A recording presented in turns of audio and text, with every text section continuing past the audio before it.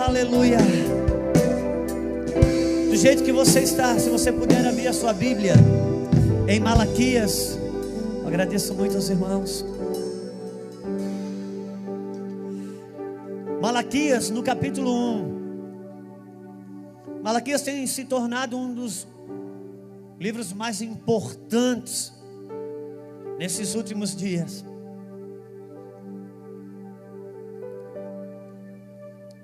O livro de Malaquias é a última carta de um pai apaixonado pelo seu filho. Há quem diga que a Bíblia Sagrada ela é uma carta de um pai apaixonado escrevendo para o seu filho, que diz respeito a mim e a você. E os teólogos dizem que depois que o profeta Malaquias escreveu esse seu livro, esses 3, 4 capítulos, a teologia diz que Deus ficou por 400 anos sem falar com o seu povo. Eu acredito que o povo ficou 400 anos sem ouvir Deus. Eu não creio que Deus para de falar, mas é conhecido na teologia como período de silêncio. Depois disso, Deus só voltou a se manifestar já na pessoa bendita do seu Filho Jesus Cristo, precedido na voz profética de João Batista, mas isso aconteceu simultaneamente. Então, eu sempre olho a carta de Malaquias como esse aspecto de quando um pai vai se afastar do seu filho por algum tempo. Os pesquisadores dizem que foram 400 anos a partir daqui. Deus não falou mais com o seu povo. Então eu fico pensando, imaginando sobre um pai que vai levar um filho para uma viagem, um filho que vai viajar. Nossa filha Isabel agora está distante de nós, mas é um distante muito diferente do distante de anos atrás, porque a gente está toda hora no Skype conversando e se vendo, e isso elimina uma série de saudades. Você poder ver o semblante da sua filha, ler no olho dela como ela está e como ela não está, isso te dá uma certa segurança, diminui a saudade. Mas não era assim antigamente. Até alguns anos atrás, sem celular e nem mesmo telefone comum, se alguém saísse para se afastar por um ano, era um ano sem se ver. E a Bíblia diz que por 400 anos Deus não comunicou ao seu povo.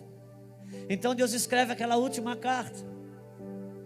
Eu fico imaginando aquela última frase antes de entrar no trem, antes de entrar no avião, antes de entrar no ônibus. Aí você tem que pegar a grandeza do seu amor pelo seu filho, pela sua filha, que vai ficar um ano fora, ou 2, nesse caso 400 anos. E você tem que condensar tudo numa frase, naquele último aperto, abraço.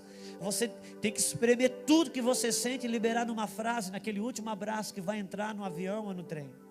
Isso é Malaquias. Deus pega o último espremer do coração dele, ele resume tudo que ele sente, que ele pensa, ele deposita ali. Ele só, quando eu voltar, eu já vou voltar numa nova aliança, numa plenitude, numa outra realidade. Ele deixou ali seu último depósito de amor.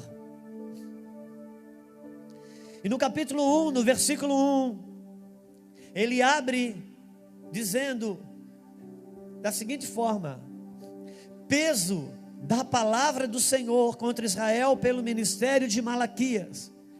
Peso da palavra do Senhor. Peso é peso. Quantos entendem que peso é peso? Ok. Eu vos amei, diz o Senhor, mas vós dizeis: em que nos amastes?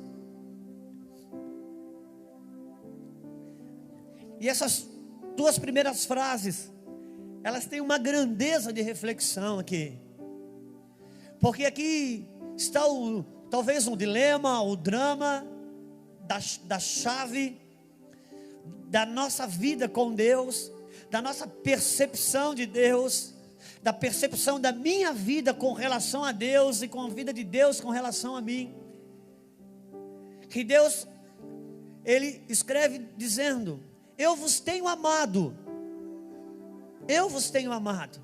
E Deus faz um registro pela palavra profética de Malaquias, e diz: Malaquias escreve para o meu povo, e diz que o Senhor, eu vos tenho amado. Então Malaquias escreve. Aí Deus fala: Malaquias, agora você escreveu acerca de mim, do meu sentimento, da minha ação com relação ao meu povo. Você já escreveu que eu os amei. E Malaquias disse: já escrevi, Senhor. Agora eu gostaria que você escreva aí, nessa palavra profética, o que o povo está sentindo com relação ao meu amor. Aquilo que eu tenho lido no coração dessas pessoas, aquilo que eu tenho lido no coração da mente delas com relação ao meu amor para com elas. Escreve aí. Tem uma frase no coração delas, tem algo no coração delas com relação ao meu amor. Eu vos tenho amado, ponto. Isso é de mim para o meu povo. Agora eu gostaria, Malaquias, que você escrevesse o que está no coração do meu povo com relação ao meu amor. Escreve aí, Malaquias. Vós, o meu povo, tem dito: em que o Senhor nos tem amado? Deus está dizendo aqui que tem amado o seu povo, mas ao mesmo tempo Deus está lendo no coração do povo, e o povo está perguntando: no que Deus tem nos amado? Minhas vontades não são realizadas, meus problemas não são resolvidos, minhas necessidades não são atendidas. No que Deus tem me amado? No que o Senhor tem me amado? Essa leitura que Deus fez no coração do povo com relação ao seu amor. Quantos já se viram nesse lugar? Quantos já se viram tendo esse tipo de pergunta no coração? Talvez não transformando em palavras, mas o Deus que lê o nosso coração, perscruta o nosso coração, esquadrinha a nossa mente, Ele sabe o que de fato, de verdade está no fundo do nosso interior. Quantos estão comigo? E Deus leu, e aquele povo perguntava: no que o Senhor tem nos amado? Que prova de amor Ele nos tem dado? Porque na teologia daquele povo, Deus nos ama, é igual Deus fará as minhas vontades. Na teologia do povo naqueles dias era: Deus é amor e me ama, então Deus vai fazer as minhas vontades. Se Deus não fez as minhas vontades, então Deus não é amor e não me ama. Então não havia um problema com relação ao amor de Deus, porque Deus declara: eu vos tenho amado. Mas havia um problema com relação à imagem que o povo de Deus tinha com relação ao amor de Deus. E aqui nós vimos a síndrome da serpente no Éden, porque Deus tinha uma palavra com Adão e com Eva, e Deus tinha um caráter estabelecido de amor com Adão e com Eva. E de repente Satanás, ele entra na serpente, e a serpente abre um diálogo com Eva, e Eva se abre para um diálogo com a serpente, e pergunta: o que tem dito Deus a respeito da árvore? E ela responde: Deus tem dito que se nós comermos dessa árvore aqui no meio do jardim, todas nós podemos comer, mas comeremos dessa, morreremos, se comermos dessa. E a serpente diz: não é bem assim. Se comeres, certamente não morrereis, porque Deus sabe que se você comer do fruto dessa árvore, você vai ser igual a Deus. Agora eu pergunto: a partir daquele momento Deus mudou? Não mudou. O caráter de Deus mudou, o amor de Deus mudou, mas dentro da Eva, a imagem de Deus foi mudada. E isso definiu todo o destino de Eva. Deus não mudou, seu caráter não mudou, seu amor não mudou, mas a serpente mudou a imagem do amor de Deus dentro de Eva, e isso mudou tudo para Eva, ainda que Deus não tivesse mudado em nada. Quantos estão comigo? O dilema que Deus está vivendo, está declarando aqui, é um dilema, talvez um dos maiores a ser resolvido dentro de nós. como enxergamos a Deus e como enxergamos o seu amor para conosco. Porque uma imagem mudada dentro de uma pessoa, a respeito de alguém, muda tudo para a pessoa que teve a imagem distorcida, ainda que para outra não mude. O pastor Adriano Clavo estava aqui e disse para uma criança: se você não descer, eu vou falar com seu pai. Isso não parece uma coisa pedagogicamente correta? A psicologia não aprovaria o que ele fez aqui, diante de diante de todo um povo, dizer para uma criança, submetê-la diante de todo o povo a uma palavra daquela pública. Só que ele estava fazendo uma piada, porque a criança que estava aqui era o filho dele. Agora você que está sentado lá atrás não sabe, talvez a partir daquele momento você mudou a imagem dentro de você com relação ao pastor Adriano Clava. Só que ele não mudou nada, continua o mesmo. O que mudou foi dentro de você, e isso talvez mude tudo com relação a você e ele.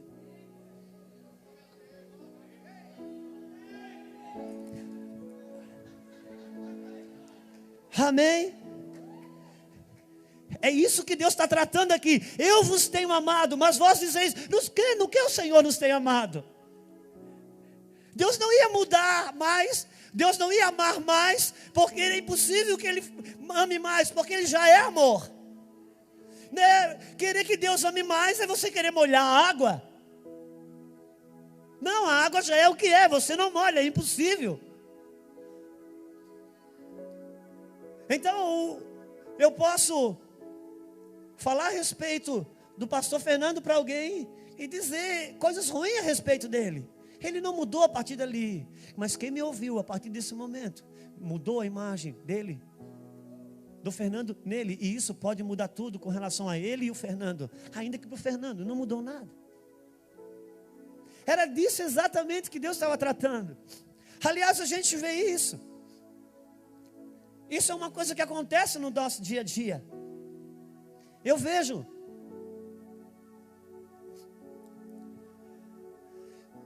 Às vezes, a moça casa e achou que tinha casado com aquele príncipe encantado do cavalo branco. E depois de um tempo ela descobre que o príncipe ela perdeu no caminho, só ficou a outra parte. E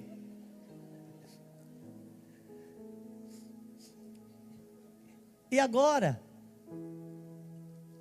ela vai para casa da mãe e reclama para o pai, reclama para a mãe, para o seu irmão, a respeito daquele marido, que é um homem estúpido, que não a ama, que não isso.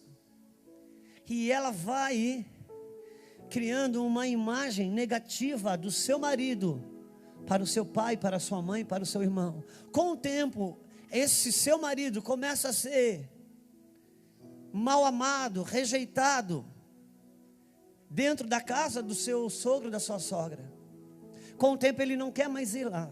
Vem o dia dos pais, ela diz: vamos lá na casa do meu pai comer um churrasco. Ele diz: não quero ir mais lá. Não, eu não quero ir lá. E ela diz: por que você não quer ir? Quando é para na casa da sua mãe eu vou. Tudo na casa da sua mãe pode. Quando se trata de ir na minha casa, você não quer ir. Só que ela não sabe que ela é a maior responsável de o marido não querer ir mais lá, porque ela criou no coração dos seus familiares uma rejeição com relação ao seu marido, por aquilo que ela desenhou dentro deles, do seu próprio marido, que ela gostaria que amasse a sua família e a família o amasse. Quantos estão comigo? Deus estava tratando uma maneira de como vemos a Ele, como olhamos o seu amor. Então Deus vai mais longe. E agora, daqui para adiante, Deus tenta explicar isso. Porque Deus não é um Deus que só faz um diagnóstico do problema. Deus é um Deus que Ele começa a dar a solução do problema. Amém? Então Deus começa a explicar essa problemática. E Ele responde dizendo: eu vos tenho amado, diz o Senhor, mas vós dizei, em que nos tem amado? Então Deus tenta explicar a problemática, e Ele diz: não foi Esaú, irmão de Jacó, disse o Senhor, todavia amei a Jacó, e aborreci a Esaú. e fiz dos seus montes uma assolação, e dei a sua herança aos dragões do deserto, ou aos chacais do deserto. Agora, por favor, me ajuda. Deus quer explicar a respeito de curar o coração do seu povo com relação à maneira de enxergar o seu amor. E ele tenta responder e explicar isso e aponta para Esaú e Jacó. O que poderia Esaú e Jacó ter a ver com isso? E é tão interessante que o próprio apóstolo Paulo, ele faz uma exclamação sobre essa situação. Está em Romanos, se você puder abrir rapidinho lá, nós podemos ir. Romanos no capítulo 9.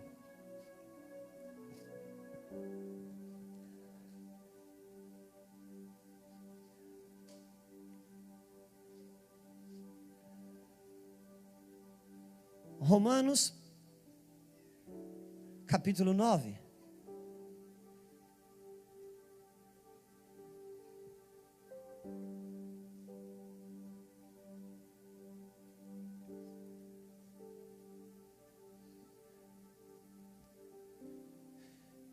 Versículo 9.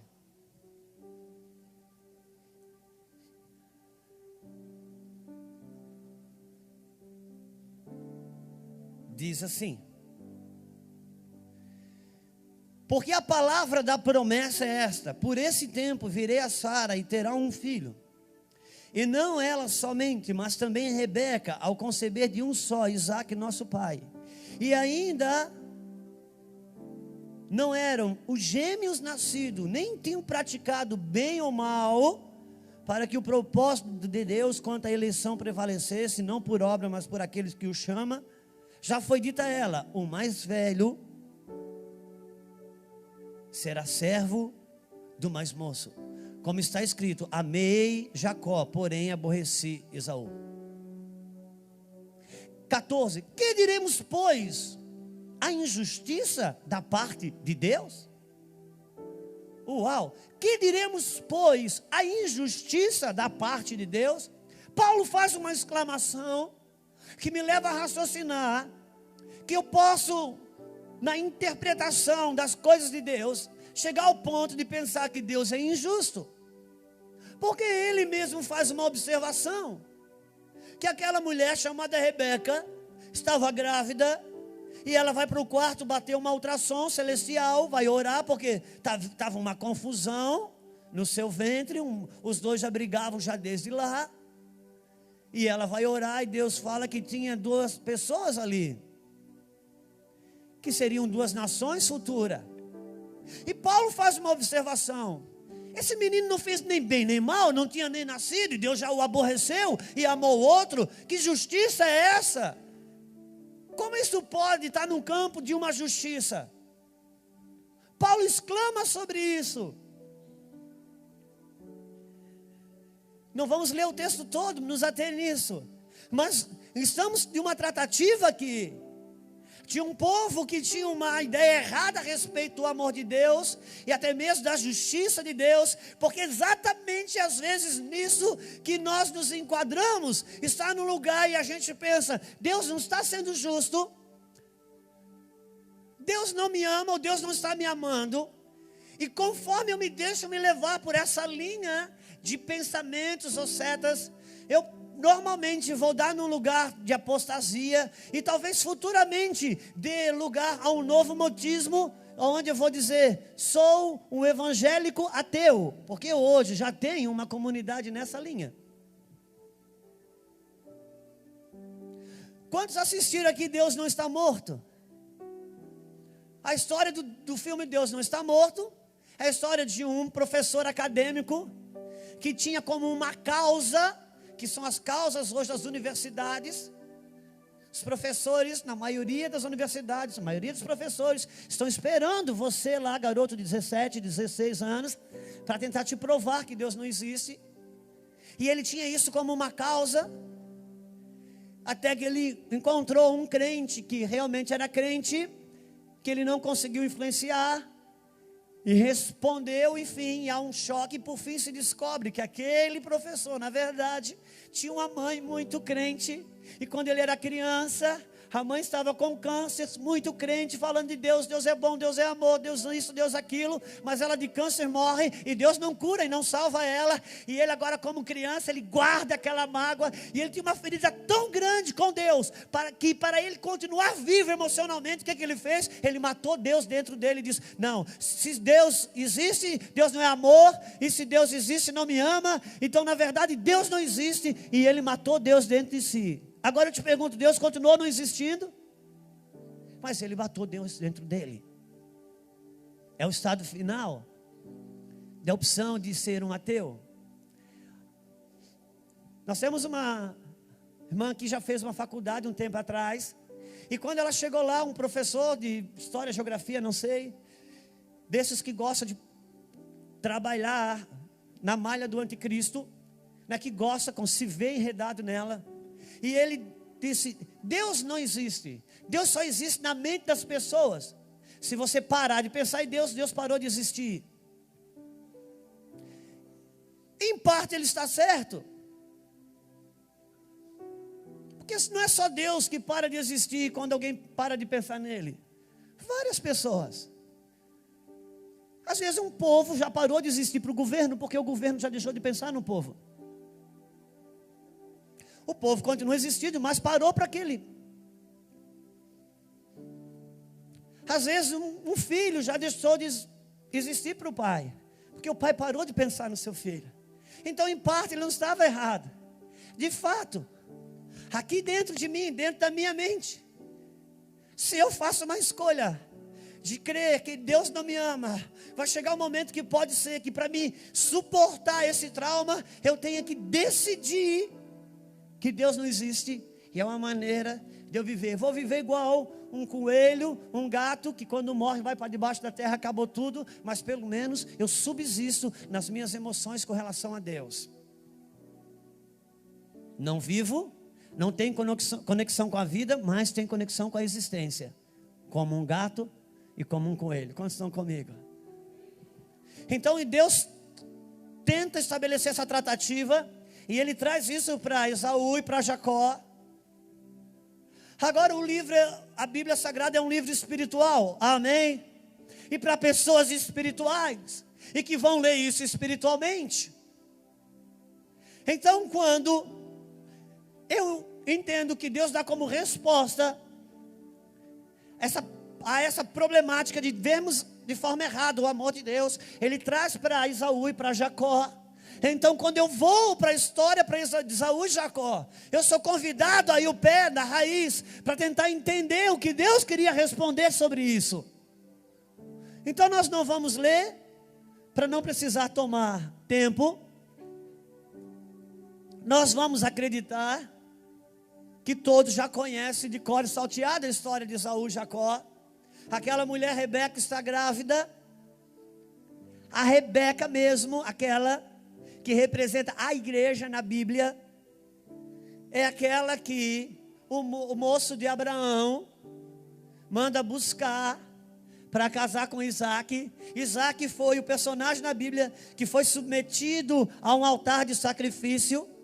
Deus falou a Abraão que era o seu filho imolado. Deus estava dizendo a Abraão: isso é uma personificação, eu sou você, Isaac é Jesus, e agora você vai sacrificar Isaac como eu vou sacrificar Jesus. É só para que o meu povo entenda isso. E quando Isaac teve que casar, um moço, o Espírito Santo, vai no lugar, busca uma mulher chamada Rebeca e traz para casar com ele. Então Rebeca é a igreja. E agora a Rebeca está grávida. E os bebês trabalham muito forte ali. Ela bate aquela ultrassom celestial e sai que é duas crianças. E ela tem uma palavra do céu e diz: olha, o mais velho, o que nascer primeiro, vai servir ao mais moço. Mas isso parecia ser uma coisa antibíblica. Por quê? Porque Deus sempre mostra na Bíblia que a primazia é do quem nasce primeiro. A primazia é do primogênito. Como que agora ela diz que o mais velho vai ter que servir ao mais moço? Então está lançada a palavra profética. Mais tarde há um embaraço. E Isaac se torna um caçador, Esaú se torna um caçador. E Jacó, um homem da casa. Um dia Esaú vai caçar, e Esaú volta muito cansado da caça. E ele vê, Jacó tinha preparado um guisado, um prato de comida vermelho. E quando Esaú chega morto de cansado, Esaú diz: me dá um pouco disso para mim. E Jacó diz: dá, eu não dou, mas eu vendo. Quanto custa? Eu quero o seu direito de primogenitura. Aí vem a voz que precisa ecoar nessa noite aqui. O que ele diz? O que é o direito de primogenitura?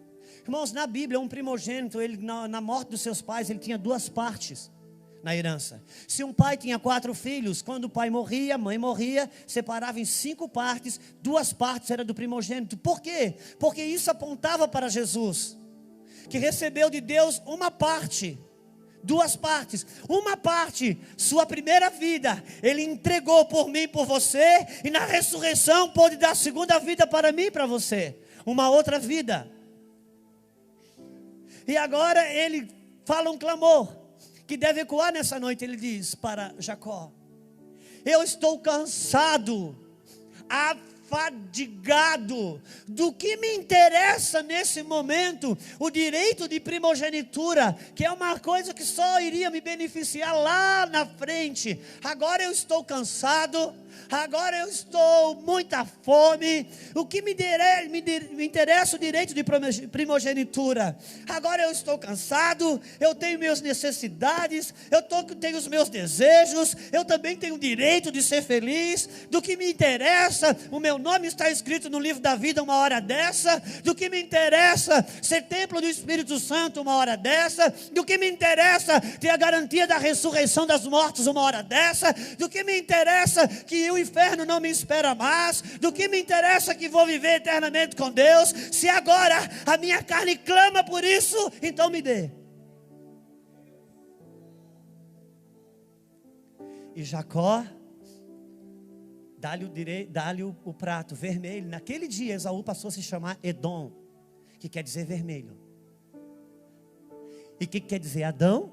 Meu teólogo, vermelho. Porque aquele dia Esaú estava falando de Adão. Então nós vamos entender, e temos uma palavra, que o mais velho se submeterá e vai servir ao mais moço. Então, deixa eu pegar um garoto aqui. Você viria aqui? Então vem mesmo. Não, o garoto. Vem cá, você mesmo.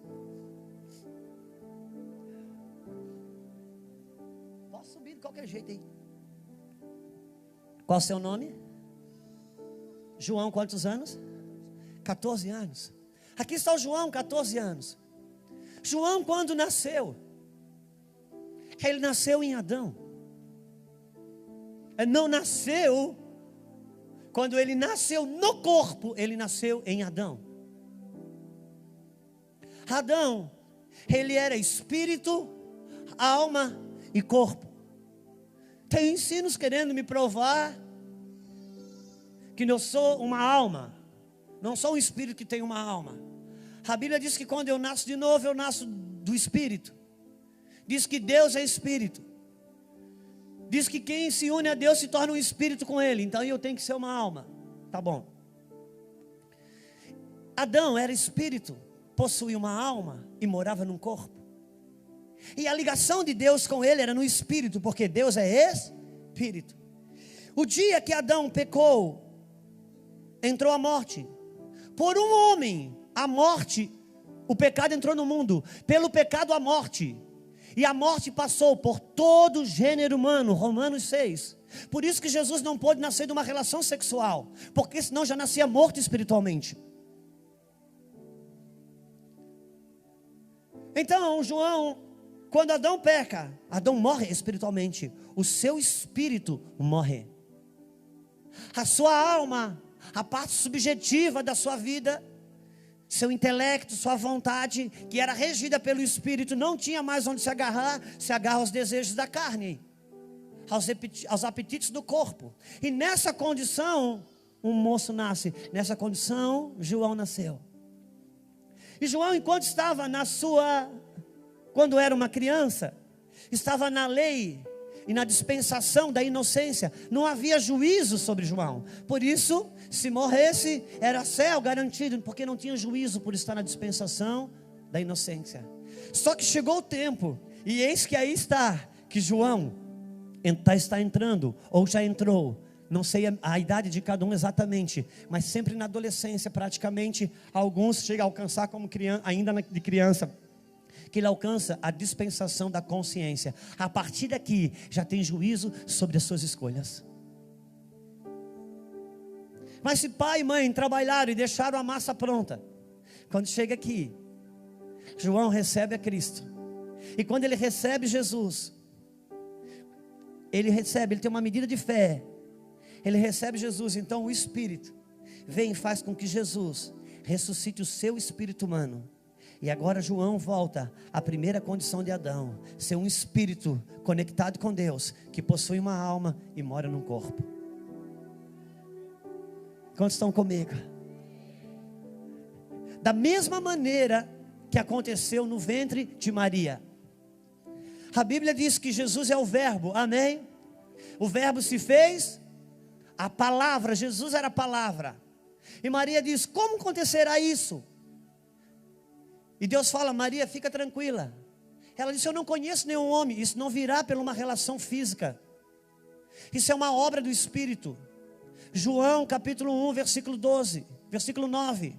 Ele veio para os seus, mas os seus não receberam. Mas todos aqueles que o receberam, deu-lhe o poder de se tornar filhos de Deus. Filhos não nascidos da vontade da carne e nem da vontade do sangue, mas do Espírito de Deus. É um nascimento espiritual que regenera o espírito humano da pessoa. E agora, então ele nasce espiritualmente. Esse é o milagre do novo nascimento. Por isso que o Evangelho de Jesus Cristo não é a partir de uma vida melhorada, é a partir de uma nova vida, uma ressurreição. Não é a velha vida que eu fumava, bebia e batia na minha mulher, agora não fumo mais, não bebo mais e não bato mais na minha mulher. Isso fala de uma vida melhorada. O Evangelho é a partir de uma nova vida, não um velho homem gabaritado numa maquiagem. É uma ressurreição. E Deus fala, descerá sobre ti o Espírito Santo, o poder do Altíssimo o envolverá. Então a palavra, o verbo vivo e o Espírito Santo fizeram que Jesus fosse gerado dentro de Maria. A mesma coisa, a palavra viva e o Espírito Santo agora gera Jesus dentro de João. E ele nasce de novo, tem uma natureza de Deus. Agora dentro dele, o Espírito Santo vem morar no seu espírito. E ele agora pode ser regido por Deus. É o milagre do novo nascimento. Isso não explica. E essa pessoa volta para casa, e ele volta mudado, e alguém diz, quem fez essa lavagem cerebral em você? E ele tenta explicar, não, eu não fizeram uma lavagem cerebral em mim. E de fato, não fizeram. Mas é melhor entender isso. Na verdade não é uma lavagem cerebral, é um novo cérebro que nasce. Não mais aqui, mas aqui. A mente de Cristo. É como as varas. Deus fala, coloque 12 varas no chão, uma de cada tribo. Era uma vara, pegaram uma vara de amendoeira, um galho, arrancaram da árvore e jogaram no chão. Esses galhos agora estavam mortos, por quê? Porque foram arrancados da amendoeira, não tinha mais contato com a origem, e deixaram ali. Quando amanheceu o dia, a vara de Arão tinha frutificado. Como pôde nascer num galho separado da árvore figos? Era o milagre do novo nascimento. Fora da origem, nasceu de forma sobrenatural o fruto da origem. Agora, como diz o apóstolo Paulo, exilados, separados de Deus no geográfico por causa do corpo, mas aqui dentro, o milagre do novo nascimento, a origem gera o fruto do Espírito aqui. Ele nasceu de novo, tem uma nova natureza aqui. Só que quando essa nova natureza, a natureza de Cristo, aparece aqui, essa aqui já tinha 14 anos de idade. Essa aqui já teve experiências boas e ruins. Essa aqui não sabe nada sobre Deus. Nasceu separada de Deus. E ela está no controle há muito tempo. Agora imagine se é com 30 anos de idade que aconteceu isso. Agora são 30 anos no comando, com seus vícios, com seus desejos errados, treinado numa conduta ante Deus. Agora chega essa nova natureza que quer servir a Deus. Quão difícil é, porque agora há 2 bebês que tremem no ventre. Um que quer a carne, que ignora e despreza o direito de primogenitura, e outro que tem interesse no direito de primogenitura. Que guerra louca é essa? Mas eu tenho uma palavra, que o mais moço, o mais velho, aquele que chegou antes, vai ter que submeter ao mais moço, que é Cristo, que chegou agora. Aleluia! Obrigado, João. Por isso que Jesus fala: vou para Jerusalém, me arruma um burro, um jumento que nunca foi montado. Como um jumento que nunca foi montado. Quem é esse homem, Jesus? Quem é esse homem, Jesus? Esse camarada não é certo. Ele gosta de pagar mico. Porque ele vai entrar em Jerusalém, gente para tudo quanto é lado, sentado. Ele quer entrar num jumento que nunca foi montado. Irmão, se você tivesse que passar num jumento agora, no meio de todo mundo aqui, você não ia escolher um jumento que nunca foi montado. Você ia lá no hotel fazenda pegar um potrinho daquele que já vai bem, como põe a criança em cima, ele vai bem bonitinho assim, para você ter a garantia. Amém? E Jesus: não, eu quero um jumento que nunca foi montado. Fica imaginando que Jesus vai subir no jumento, esse jumento vai dar um pinote e vai jogar ele direto lá em Jerusalém. Mas ele sobe no jumento que nunca foi montado, e o jumento vai. O que Jesus estava dizendo? Exatamente isso.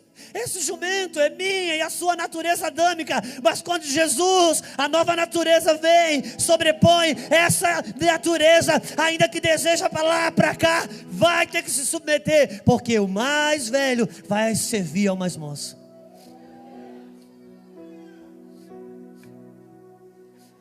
Aleluia! Agora voltemos para Malaquias. Eu já estou aqui. Se você volte para Malaquias, se você puder.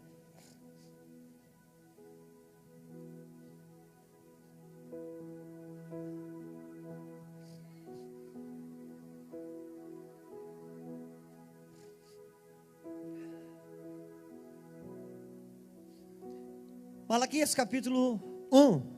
Já lemos o versículo 1, já lemos o 2, eu vou ler o 2 de novo, só para nós lembrar como Deus está tentando curar os meus olhos, os olhos do meu coração, com relação à maneira de ver o seu amor.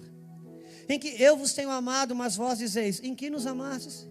Não foi Esaú, irmão de Jacó, diz o Senhor. Todavia amei Jacó e aborreci Esaú, e fiz dos seus montes uma assolação e dei a herança aos dragões do deserto. Deus fez de Esaú uma desolação. Irmãos, entendamos uma coisa. Desde o primeiro momento, na Bíblia Sagrada, Deus tenta mostrar sobre isso. Por isso que Deus chama Abraão, e Abraão tem 2 filhos. E Deus diz que a promessa está sobre Isaac, a bênção está sobre Isaac. E diz: lança fora o outro filho, Ismael.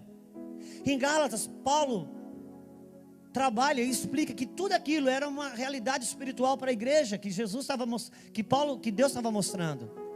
Que Ismael era uma aliança na carne com Agar, mas que Isaac era um fruto do Espírito, uma aliança no Espírito com a sua esposa Sara. Então foi rejeitado o primeiro, mais velho, e a bênção estava sobre o segundo. Mais tarde, seu filho Isaac nasce 2 pessoas, 2 bebês, e ele estabelece que o primeiro não vale. Deus abençoa o segundo. Mais tarde, Deus estabelece um templo lindo, maravilhoso, o templo de Abraão. Aquele templo é destruído por Nabucodonosor, uma figura de Satanás.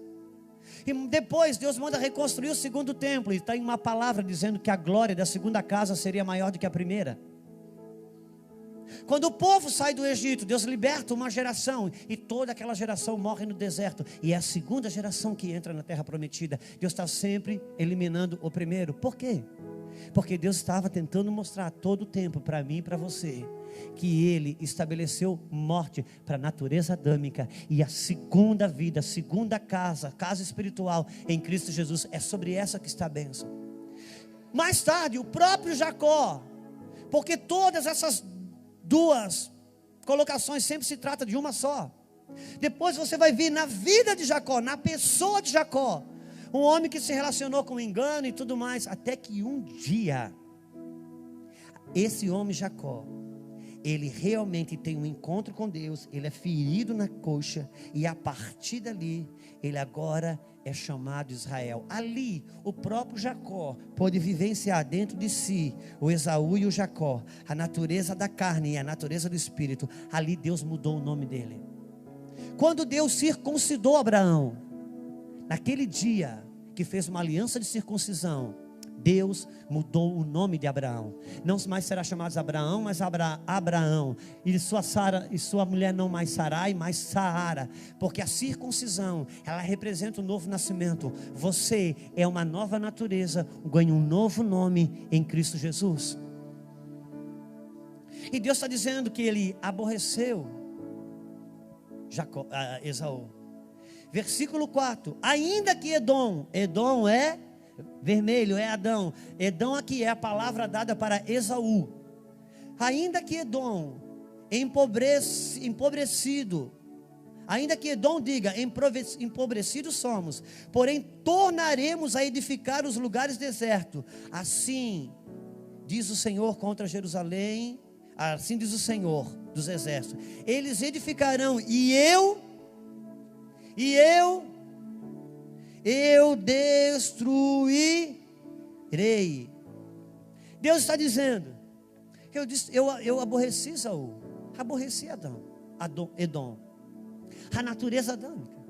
Eles, ainda que Esaú, se vendo empobrecido, diga: vou recuperar e vou reconstruir, eu mesmo, Senhor, vou destruir de novo. O que Deus está dizendo? Deus aborreceu Adão, a sua natureza adâmica. Deus aborreceu e te deu uma nova natureza. Não invista nada na sua natureza adâmica, ainda que dê errado e você diz: vou recomeçar tudo de novo. O próprio Deus vai destruir tudo que você constrói na natureza adâmica, porque a bênção, a glória, a graça, a salvação, a vida está na sua nova natureza. Sempre que você construir algo na sua velha natureza, você vai ter uma visão errada do amor de Deus, porque quando ela não tiver as suas necessidades atendidas, seus desejos atendidos, suas petições alcançadas, ela vai ver Deus de uma forma diferente, vai ter uma ideia errada do amor de Deus. Por isso hoje, não invista nada na sua natureza adâmica, migra e invista tudo na sua nova natureza. Ali a sua visão do amor de Deus é perfeita, é clara, você se sente amado, aceito, curado. Nada e nem ninguém pode roubar a sua vida com Deus. Por isso não invista na natureza adâmica. Não invista. Invista no seu novo nascimento. Invista na sua nova vida. Não adianta. Pode ter argumentos fortes, pode ter sentimentos, pode ter toda uma construção que diga: eu mereço, ainda que você construa algo. Não adianta. Começa a namorar na carne, começa a namorar, ter relações sexuais, e diz: Deus, vem, Senhor, vem, por favor, eu amo esse moço, vem, abençoa esse namoro. Deus vem nesse namoro, e Deus diz: você quer que eu vou? Quero que o Senhor venha no meu namoro. Deus vem e acaba com o namoro. Porque ainda que você reconstrua algo na carne, Deus destrói. Não chama que se Ele vir, Ele vai destruir. Chama Deus daquilo que é uma construção em cima da sua nova natureza. porque ali você não faz força, ela mesmo já tem tudo estabelecido para te abençoar.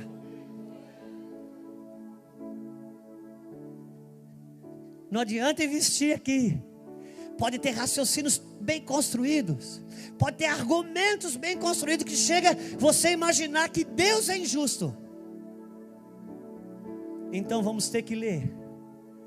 Quando Paulo escreve sobre isso, ele diz: seja Deus, olha aqui, acho que está em Romanos 2, vamos lá, está em Romanos 2, eu acho que é, por favor.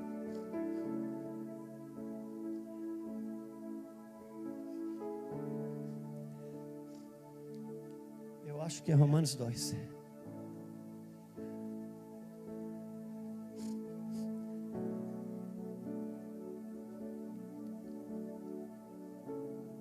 Romanos capítulo 2.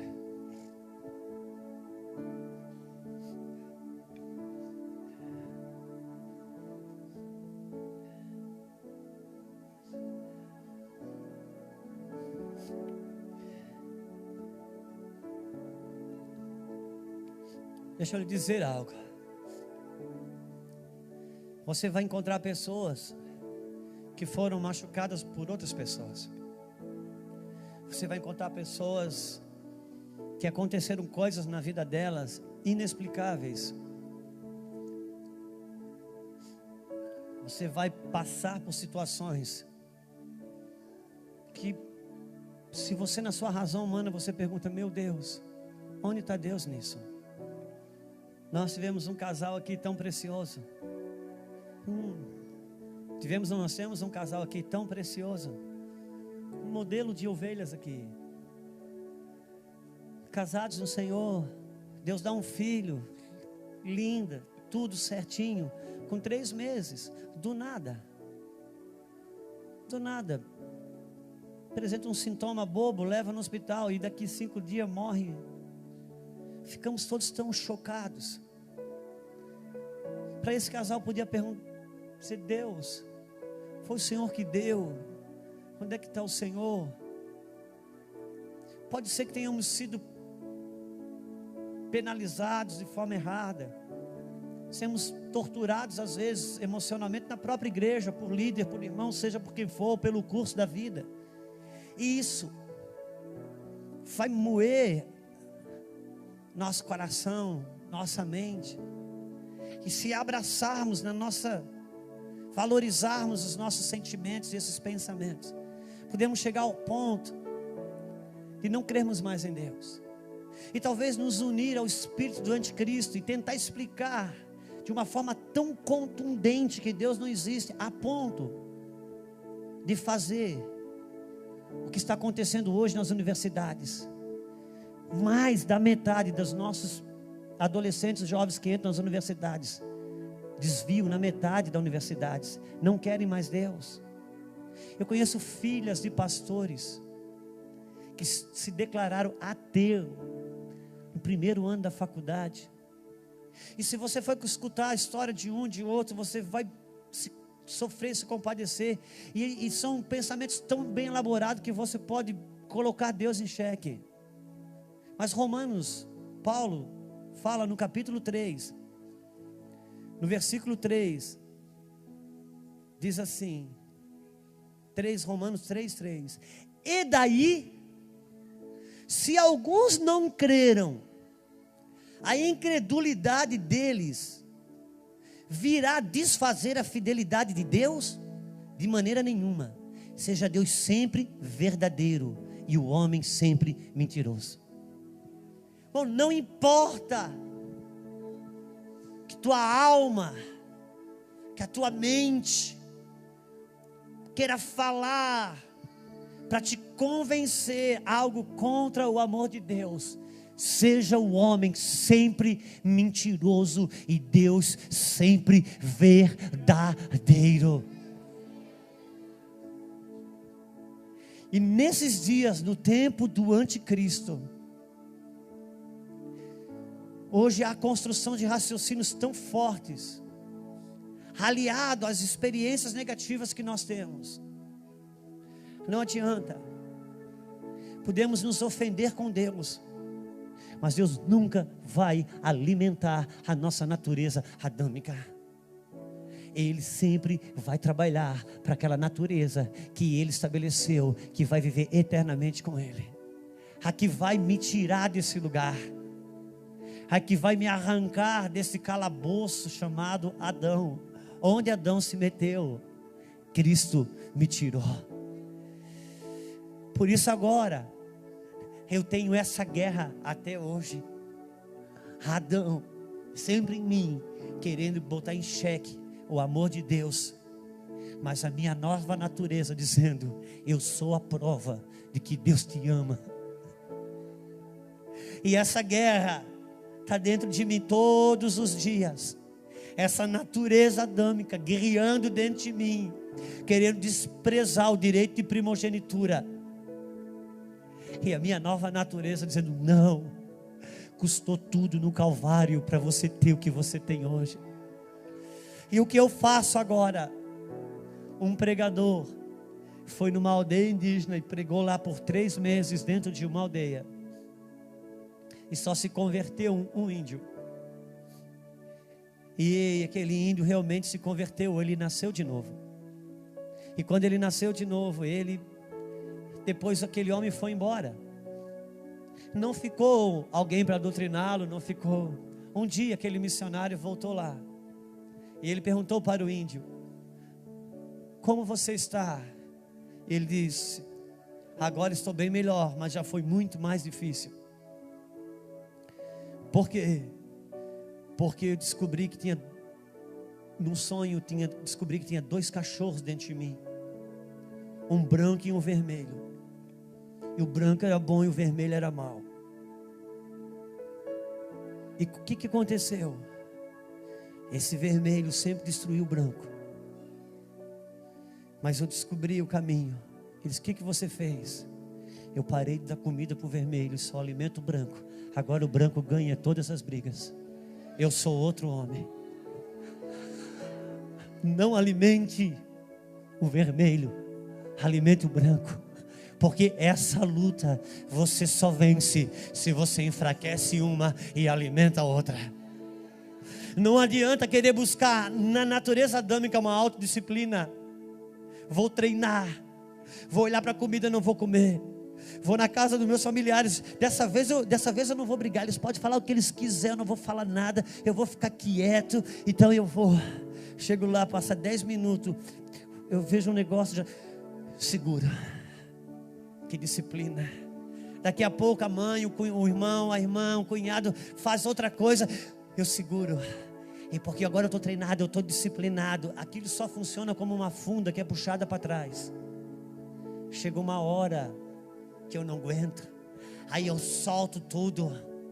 Aí eu me vejo fazendo e falando tudo aquilo que eu condeno neles, porque agora eu achava que não tinha mais. Não, na natureza adâmica você não muda nada entre um estuprador e um homem socialmente correto. O que difere é que um foi treinado para isso e outro não. Na natureza adâmica você pode ter um ministério. Ali você pode depositar suas crenças erradas. Na natureza do Espírito, você jamais vai ter uma crença errada, porque ali a crença não é sua, é a fé dele. Portanto, não tente construir nada na natureza adâmica, na sua velha natureza. Deus diz que Ele mesmo vai destruir esse castelo. É como dar murro em ponta de faca.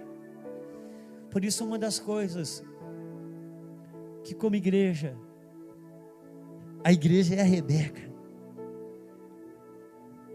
precisa aprender, é que nós precisamos investir e trabalhar a nossa natureza espiritual. Amém? A minha nova natureza, ela é uma natureza doadora. Aqui, na nova natureza, tudo suporta, tudo crê, tudo ama. Por isso, cada vez que eu começo a criar algum tipo de exigência, ainda que eu não queira, eu já estou migrado, eu já migrei de novo para a minha velha natureza. Porque na nova natureza, ela é uma natureza doadora e não reclamadora.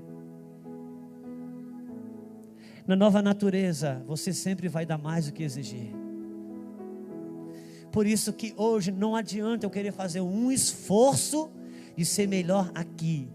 É preciso migrar para a minha nova natureza, porque ali as coisas já funcionam no modelo dele. Por isso que às vezes, num ambiente de Deus, num ambiente profético, num ambiente espiritual, que Deus vem num lugar, quando Deus chega com um lugar, às vezes Ele chega na nossa nova natureza. Por causa daquele ambiente, Deus consegue chegar com uma bomba de oxigênio, assim, uma máscara de oxigênio, e plá, engata, nova natureza. Ali um pouquinho que ela respira. Quem aqui já foi no retiro? Seminário? Quem aqui já deixou de ir no retiro, num seminário? Por quê? Porque já ganhou o discurso da natureza adâmica que diz: eu já fui em vários, é só um final de semana bom, depois chega, volta tudo a mesma coisa. Por quê? Mas por que lá foi bom? Porque lá Deus cria um ambiente dele, de atmosfera dele. E Deus às vezes consegue tocar a nossa nova natureza, que vem como uma máscara, pá, engata. Aquele pouquinho que a gente fica lá 1 dia, 2 dias ou 1 hora debaixo de um ambiente profético, a gente já pensa: vou voltar para casa, vou ser o melhor marido. Vou voltar para casa, vou ser uma melhor mãe. Vou voltar para casa, eu vou ligar para o meu pai. Eu vou lá passar naquele meu patrão que eu enganei, até hoje ele não sabe, eu vou lá. A gente já pensa um monte de coisa boa. A gente sai daquele ambiente que desengata da máscara, que a outra natureza já volta para o comando. Aquilo tudo vai embora. Quantos estão entendendo o que estamos falando aqui? Deus quer dar mais que uma máscara de oxigênio. Tem uma fonte ligada exclusivamente nele. Certamente isso é o tipo de coisa que eu sei pregar melhor do que viver, porque eu não descobri isso no nada. Eu descubro isso dia a dia. Não é pelo cachorro branco, é pelo vermelho, tão difícil de matar, esse estepor, como disse o pastor Lapa aqui. Agora deixa eu dizer algo para você, irmãos. A nova natureza, ela é alimentada, e a velha natureza, ela é mortificada somente pelas práticas das leis espirituais. Por favor, não nos enganemos mais. Gente, com todo respeito, eu não quero chover no molhado, eu não quero machucar ninguém e ofender. Mas todas as propostas que disse Deus vai dar. Bom, você e eu temos vida se nós entramos nas leis espirituais que nos conectam com a fonte que alimenta a minha nova natureza, como a adoração, o jejum, a meditação na palavra, a intercessão, e uma ferramenta que Deus nos concede, chamada oração em línguas. Se nós escapamos desses viés, nosso trabalho é em cima da natureza adâmica. Cada vez que a gente diz, Deus vem de verdade, Deus vai destruir isso, Deus vai acabar com isso, sabe o que acontece? A gente vai se ofender, porque o pouco que tinha perdeu. É Deus empurrando a gente para esse lugar. Eu vou estar encerrando por aqui. Deixa eu dizer algo. Efésios capítulo 11 fala que a fé é o firme fundamento das coisas que se não. Então a fé é um fundamento. Então as coisas invisíveis. Hebreus 11, eu falei o que? Efésios, é? Coisa linda, né? Quer fazer que sabe, não sabe nada. Hebreus capítulo 11 diz que a fé é o firme fundamento das coisas que não se vê. É aqui que você sustenta uma cura, é aqui que você sustenta um casamento. O espiritual você sustenta, é uma base, é um fundamento. Agora a Bíblia diz sobre que eu e você somos um templo, uma casa espiritual. Amém? Nós somos uma casa espiritual. E toda casa precisa estar sobre o fundamento. Essa casa, Deus nos concedeu uma maneira, quero falar de uma maneira, de construir, fortalecer essa casa espiritual. Está em Coríntios. Eu gostaria que você abrisse lá. Eu acho que é 11. Deixa eu ver. Tomara que eu ache.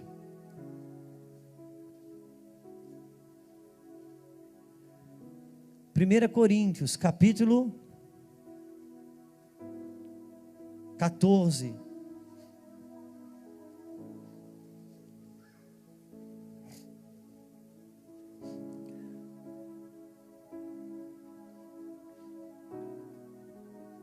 Deus me dá uma ferramenta e um caminho de eu fortalecer a minha nova natureza. Capítulo 14, versículo 4 diz assim: o que fala em outra língua, a si mesmo, me ajude, a si mesmo se edifica. O que é edificar? A palavra edificar vem de um edifício, amém? Você é uma casa espiritual. A Bíblia está dizendo que quando você ora em língua, você está construindo andares desse edifício espiritual dentro de você. É uma ferramenta de construção, de fortalecimento dessa natureza espiritual. E ela vai trabalhar para matar a minha natureza adâmica. Porque a minha natureza da carne, a Bíblia diz, está em Gálatas, você sabe, que elas militam entre si, elas lutam. Gálatas 5 fala de uma guerra. Só que Paulo, em Romanos, eu vou acabar, pode ter certeza, tenha paciência comigo. Romanos, no capítulo 8, vai dizer o seguinte: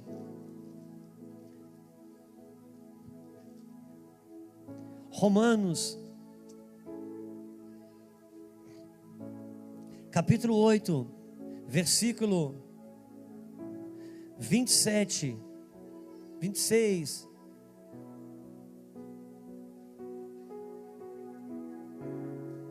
Diz assim, 8:26. E da mesma maneira o Espírito Santo nos ajuda em nossas fraquezas, porque não sabemos o que havemos de pedir como convém, mas o mesmo Espírito intercede por nós com gemidos e... A Bíblia, Deus está dizendo que quando eu oro em outras línguas, eu construo meu homem interior, você constrói a sua mulher interior. E porque eu não sei orar como com... Porque quando eu oro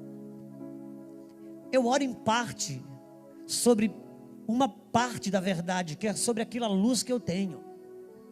Só que quando a Lulu me ofende e ainda endurece o coração, chega a noite, eu aprendi que eu não posso dormir brigado. Então antes eu entro num lugar na minha casa, eu digo: Senhor, meu Deus, abre os olhos dela, meu Senhor. Meu Deus, muda o coração da Luciana, Pai. Meu Deus, ela está cega, Senhor, ela não entendeu a submissão ainda. Revela, quebranta aquele coração, Deus. É isso, eu estou orando. Eu estou orando. Quando eu oro em línguas, a Bíblia diz que a minha mente fica e eu oro de verdade. Então de repente eu entrego o meu espírito para oração em línguas. Deus vem, e como eu não sei orar como convém, Ele arranca essa possibilidade de eu entender alguma coisa. Ele anula a mente e eles trabalham uma oração aqui. E essa oração é o Espírito Santo vem orar. E ele, quando começa a orar, rola, baixora, labara, lacaia, o meu espírito e o Espírito de Deus orando. E o meu espírito diz assim: Espírito Santo, quem precisa de ajuda é Ele. Espírito Santo, abre os olhos dele. Não é ela que está precisando, quem está precisando é ele. Eu jamais ia orar desse jeito. Quantos estão entendendo? Ali, porque eu não sei orar como convém. E muito mais. Às vezes Deus tem uma chamada para mim, que vai me fazer, sei lá, o que é grande. Às vezes a gente tem um conceito de grande as coisas desse mundo, mas vamos pensar que Deus quer me fazer um governador do estado. Eu não me vejo como um governador do estado, mas se eu estou orando em línguas, eu começo a entrar nas profundezas de Deus e começo a atrair todas as chaves, as pessoas que precisam passar pelo meu caminho, o vestibular, as universidades, a bolsa de estudo, os caminhos que Deus vai abrir. É você se conectando com aquilo que você jamais oraria. Como eu não sei orar como convém, Ele me leva na oração no Espírito, com espíritos e com palavras inexprimíveis, coisas que eu não entendo. Capítulo 14, versículo 14 diz assim: porque se eu orar em outra língua, o meu espírito ora de fato. É um fato, é uma realidade, mas a minha mente fica infrutífera. Agora eu preciso entender que em Romanos, no 8, você está aí, né? Por favor, fica ali. Eu preciso entender que a Romanos é uma carta. Diga comigo, é uma carta. Lembrei da piada daquele pastor que manda dizer, diga comigo. Repete tudo comigo, mas é só para a gente sentir conectado. Romanos é uma carta, amém? No capítulo 8, ele está dizendo que a oração em línguas, o Espírito de Deus vem em auxílio às minha fraqueza. Agora me responde, que fraqueza é essa? Que fraqueza é essa? Romanos é uma carta. Então volta para o capítulo 7, por favor. Volta para o 7.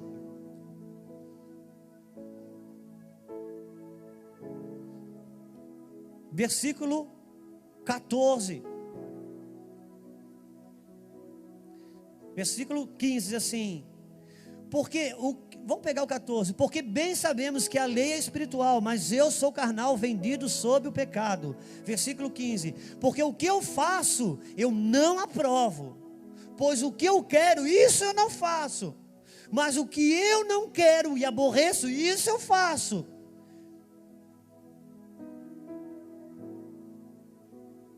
Versículo 21. Acho então essa lei em mim, que quando quero fazer o bem, o mal está comigo. Então, isso é capítulo 7, isso é uma carta. Quando a Bíblia diz que o Espírito Santo vem em auxílio às minhas fraquezas, ele vem em auxílio a esse mal que eu não quero fazer e faço, e o bem que eu quero fazer e eu não faço. Ele vem exatamente para mortificar a natureza adâmica e liberar em mim essa nova natureza de Cristo para relacionar-se. Então diz, às vezes a gente está preso numa ofensa tão grande, não precisa mais ninguém usar a Bíblia para vir falar para mim, que eu preciso perdoar, que eu já sei, por favor. Eu queria, era algo dentro de mim, que me desse esse recurso. A oração em língua vem em auxílio a essa fraqueza, que você quer o bem que sabe fazer, mas não consegue.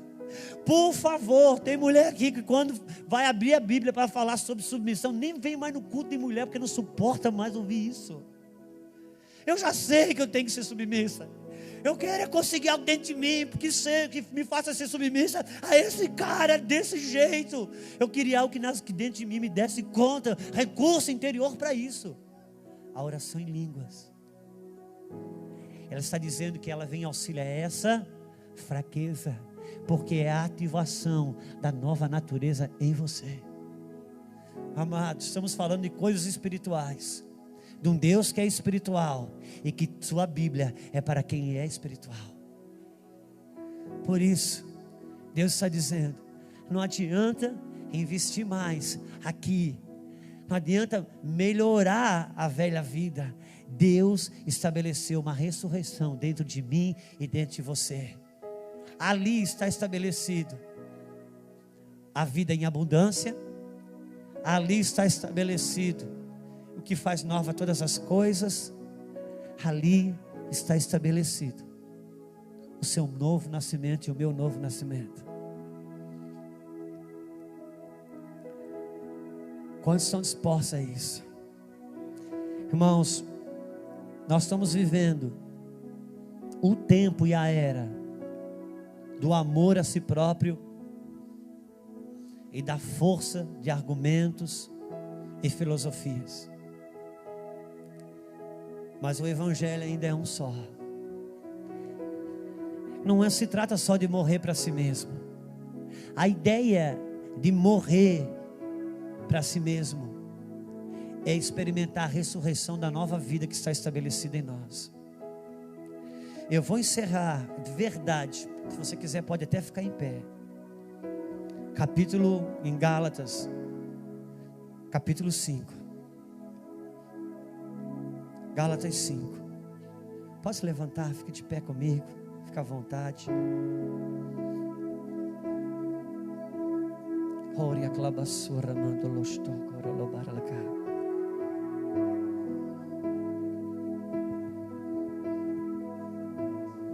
Colobassura mandala. Capítulo 5, versículo 17.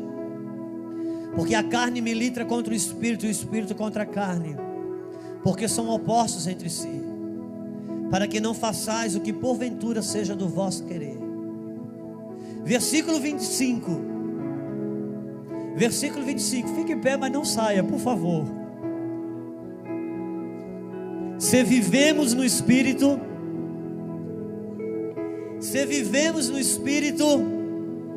andemos também no Espírito. Porque se vivemos no Espírito, que se você já nasceu de novo, você já vive no Espírito. Você pode não andar no Espírito, mas é inevitável que você já vive no Espírito. Quem nasceu de novo já vive no Espírito. Pastor, quando que eu sei que eu nasci de novo? Ah, você sabe. Pastor, eu acho que eu tenho dúvida. Não, você não nasceu então. Porque quando você nasce, você não tem dúvida. E há muitas pessoas na igreja que não tiveram experiência de novo nascimento. Há muitas pessoas na igreja no Brasil que não nasceram de novo. E quando você não nasce de novo, tudo que você vai mesmo recebendo informações, muitas vezes você volta para casa e você vê-se totalmente impossibilitado de uma vida da proposta que a Bíblia te oferece, porque você não consegue responder aquilo. Algumas pessoas que não nasceram de novo, eles simplesmente estão na igreja servindo a Deus na sua natureza adâmica, não conseguem dar uma resposta, por isso estão frustrados, e não conseguem dar uma resposta para Deus porque não recebeu a natureza do novo nascimento. Ainda que saiba algumas coisas, eu já falei isso algumas vezes aqui, mas vou repetir. Eu tenho uma cachorrinha poodle, e ela parece que é gente. Quem tem cachorrinho em casa depois de um tempo, a gente esquece que é animal, pensa que é gente, a gente conversa, quase beija na boca. E é interessante porque ela conhece as coisas da nossa casa. Às vezes parece que ela vai conversar com a gente, porque ela foi treinada em algumas coisas na sua mente de poodle, mas ela foi treinada por pessoas humanas. Então ela responde em alguns treinamentos que ela recebeu. Mas na hora que a gente vai dar comida, se colocar alface, ela não come. Por quê? Porque ela não tem uma natureza de coelho que responde para o alface. Ela quer carne, quer ração. Mas ela é treinada na sua mente, às vezes algumas coisas de humano. Algumas pessoas não nasceram de novo, estão nos bancos da igreja. Elas até foram treinadas na sua mente humana, psicológica, e aprenderam a dizer: está amarrado, o sangue de Jesus tem poder, coisas desse tipo. Mas quando voltam para casa, queria ter um prazer em Deus, não tem. E às vezes até o diabo vem condenar ainda mais. Pessoas que não nasceram, não experimentaram o novo nascimento, às vezes só treinaram a mente em alguma coisa, e até tem fé, e às vezes vem trazer a oferta aqui. Às vezes, dependendo do lugar, são acionados na sua cobiça, na natureza adâmica, e vão lá levar oferta com a mesma mente, com a mesma motivação que o levar, comprar, jogar o jogo da cena, a raspadinha, o bicho, da mesma motivação, vai levar a oferta. Não, Deus tem uma nova natureza para você, creia. Ainda que a velha gritará dentro de você, agora você tem um recurso, uma natureza que te tira desse lugar. E se você está aqui e diz: pastor, eu queria ter experiência do novo nascimento. Tem pessoas que têm vontade de entrar na família de Deus. Você não pode entrar na família de Deus. Ninguém pode te introduzir na família de Deus. Para viver, entrar numa família, você precisa nascer nela. A verdadeira igreja é aquela que nasceu de novo. É a família de Deus. Se você está aqui nessa noite, você saiba, está aqui à disposição de você vir aqui e dizer: pastor, pastores que estão nesse lugar, eu quero nascer de novo.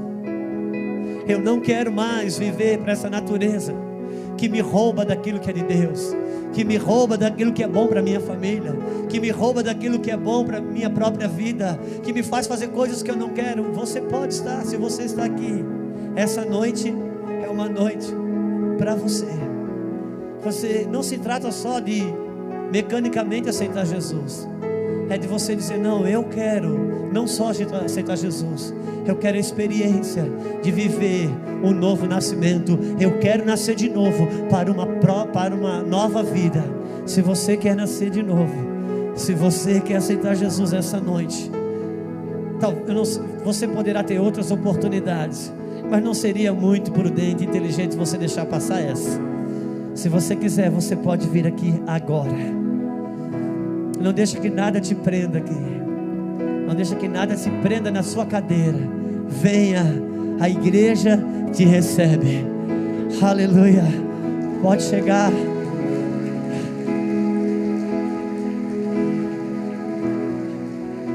Venha. É mais do que uma melhoria. É alguém que diz: não, eu quero nova vida. Vem cá, meu amor. Sarinha, abraça. Vem cá. Eu quero, mano. Venha, venha. Pode vir mesmo. Saia do seu lugar e venha. Eu quero nascer de novo. Eu quero a experiência do novo nascimento. Eu quero a nova natureza. Um mecanismo dentro de mim que me conecta com Deus. Que ainda que vozes se levantem contra, dentro de mim há um rio, há um mecanismo.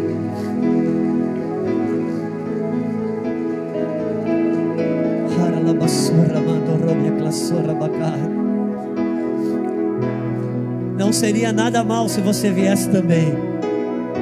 Não seria nada mal se você viesse também.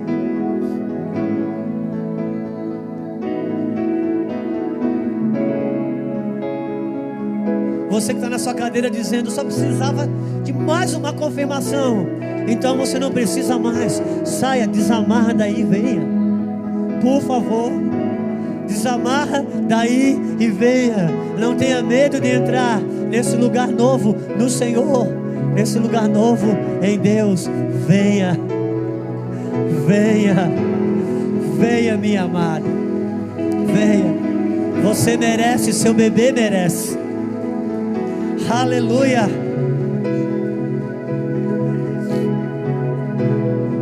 Aleluia. Estenda suas mãos para cá, irmãos. É muito lindo o que o Senhor está fazendo aqui. É muito lindo o que o Senhor está fazendo aqui.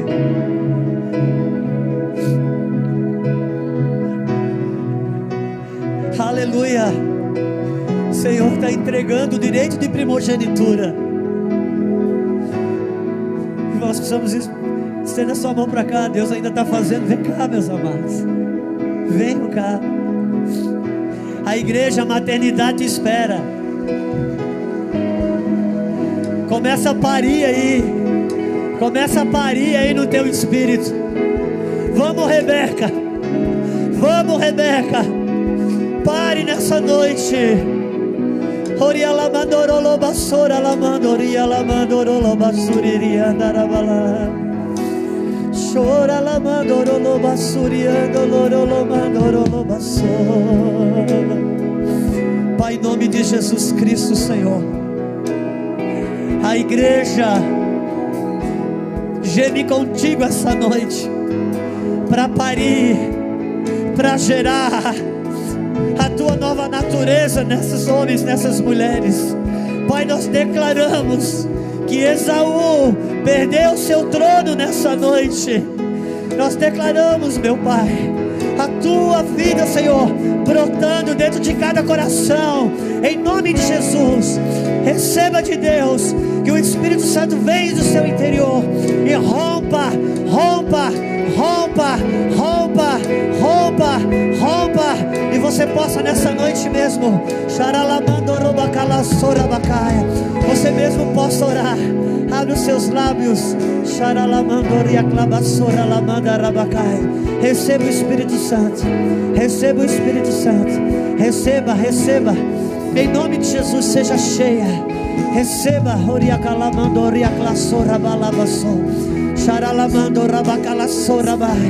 Não vai mais ser governado pela sua mente humana. Antes, ela vai estar orientada pela mente do Espírito. Um novo homem, uma nova linguagem, uma nova conduta. Em nome de Jesus Cristo, Senhor, tu estarás e serás irreconhecível. Em nome de Jesus, Senhor, nós declaramos que sejam transportados do império das trevas para o reino do Filho, do amor de Deus. Uma vida salvífica, o nome escrito no livro da vida, o Espírito de Deus alimentando e arrancando tudo que a velha natureza implantou, que trouxe morte, que trouxe engano, que trouxe luto. Eu declaro vida, eu declaro alegria, eu declaro celebração, eu declaro rompimento para uma experiência da nova vida em Cristo Jesus. Então me puxe um pouco mais perto, leva ainda mais longe. Eu quero conhecer teu coração, mas teu amor é muito mais doce que tudo que já provei. Eu quero conhecer. Se vocês puderem olhar um pouquinho para mim, a nova natureza precisa ser nutrida. Amém? Eu acho que ficou claro isso. Aqui nós temos o pastor Marlon, a pastora Regina. Eles vão conduzir vocês numa sala aqui no lado, e eles vão gastar 5, 7 minutinhos com vocês, para dar uma oportunidade de vocês conhecerem um caminho de como alimentar a nova natureza, de como tocar naquilo que Deus tem para a vida de vocês. Será rápido, não vão pegar, não vai precisar assinar nenhuma nota promissória. Eles só vão conduzir vocês. Por favor, acompanhe o pastor Marlon, a pastora Regina. Por gentileza, eu gostaria que todos fossem. Aqui no lado, vocês vão gastar uns 5, 7 minutinhos com eles, em nome de Jesus. Vamos estender a nossa mão ao céu. Vamos adorar o Senhor um pouquinho nessa noite. Nosso espírito sempre quer Deus. A nossa alma está lembrando do relógio, nossa alma está lembrando de amanhã, mas o nosso espírito quer Deus. Ora la basura la cantoria classora la basura la basura. Chora la mando roca la sora la basura mando roba cala show.